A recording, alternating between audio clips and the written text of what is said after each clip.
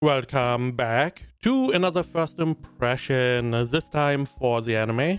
Jack of all trades, party of none. Synopsis on any list. Betrayed by his childhood friend and cast out of the hero party or Hundura, once their lawyer enchanter, is branded by his former comrade as a jack of all trades, but a master of none. Alone, he sets out to forge a new path as a solo adventurer. His journey sparks explosive battles, deadly rivals, and unexpected allies. And he will rise to shatter every expectation. The ultimate solo comeback begins. So we have a fantasy show with a very typical setup.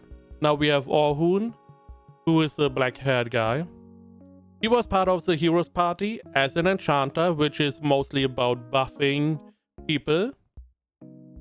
Now, the buffing system I find very intriguing because a buff only is on the target for so long. It has a time limit, but that time limit is dependent on the magic resistance of the target. That means someone who has a high magic resistance, their buff is going to not hold as long as someone who has a weak magic resistance. Which is an interesting concept, and it is going to be hard in a group to be able to keep everyone buffed at all times. It is a very demanding job. Now, in the Hero Party, our main character, Orhun, he's the enchanter. He's the one responsible for that.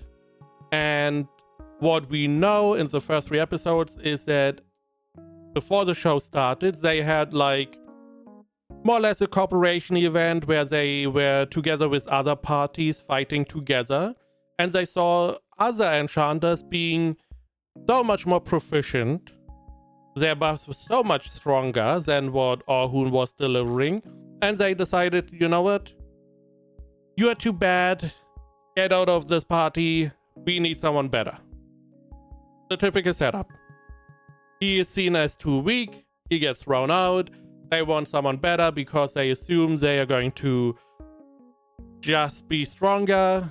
Spoiler warning, they most likely are not. Because that is the setup that we always go for.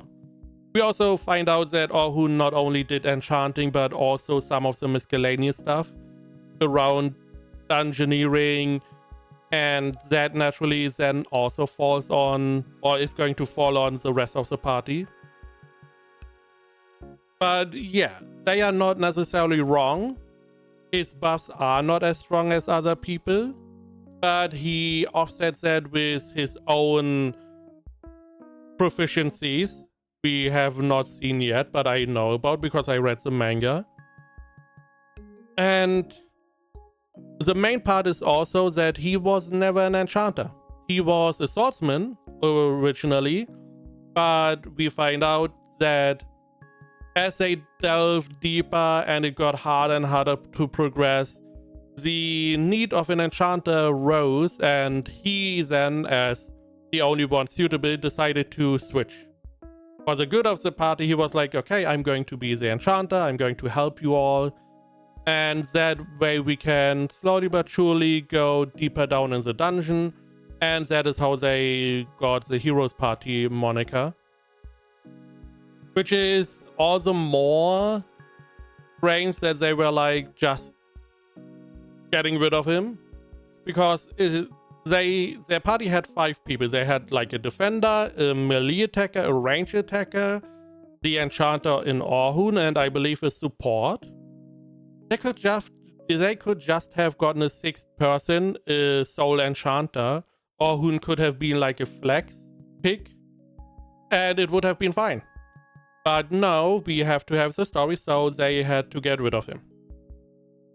Again, that is the typical setup. You have parties, they see him as useless, they kick him, he's alone, he's super awesome, and typical setup.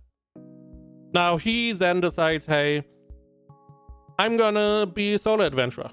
He is like, I'm gonna be a swordsman again, because that is what I really wanted to be. and what I was originally, and I'm not gonna be in Enchanter anymore. Now he does have all the experience as an Enchanter, so he can use it on himself, which is going to help him in his solo adventures. But naturally, he is getting involved with another clan because he rescues one of their pupils, and in turn they're like, as they thank him, they offer him a job as a teacher, which is, as we find out in the 3 episodes, probably a good call for him. And the idea is just that they have a bunch of rookies they want to train at the same time, and they want to get them pretty far into the dungeon. Why, I don't really know. They never really explained in the 3 episodes.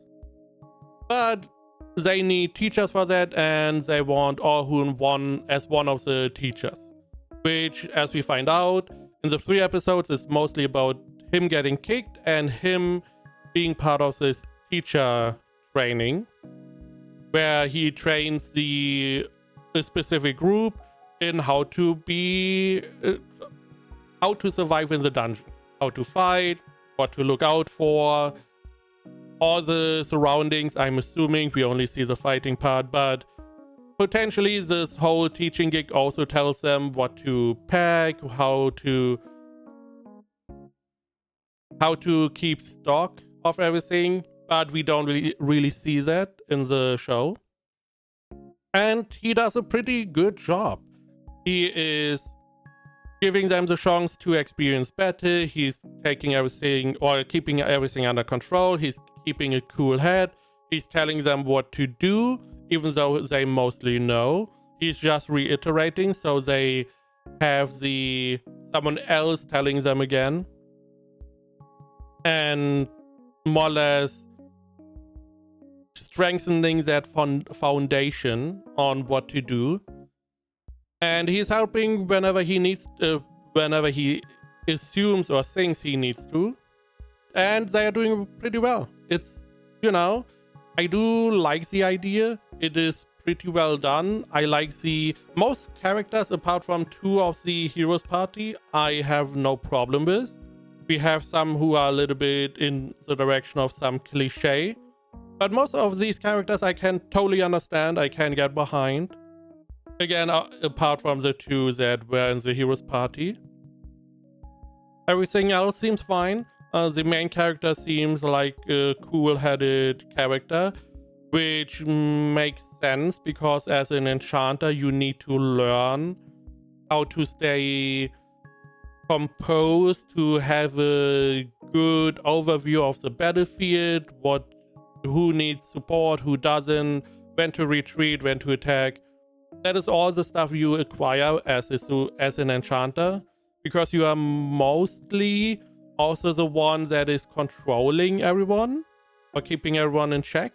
More or less the captain of the team, if you want to say like that, while the battle is ongoing. And I also like most of the surrounding characters. We have some situations happening. It felt very well done how they react to that. Don't really have a problem with that.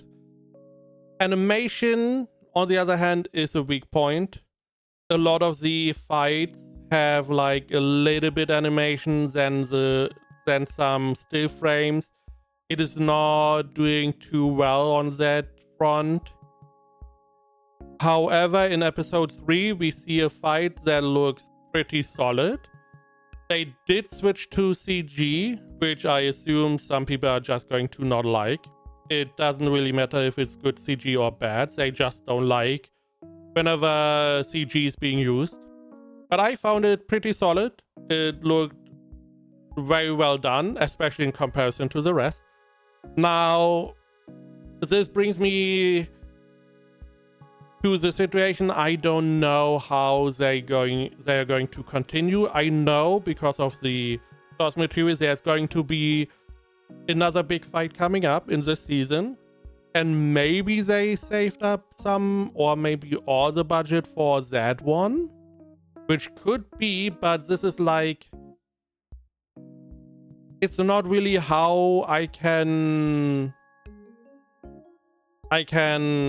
score the show, because the potential maybe they do something in the future is not very good way to see this. I can only say in the 3 episodes we had one big fight which looked solid, and the other ones were not that good in my opinion. So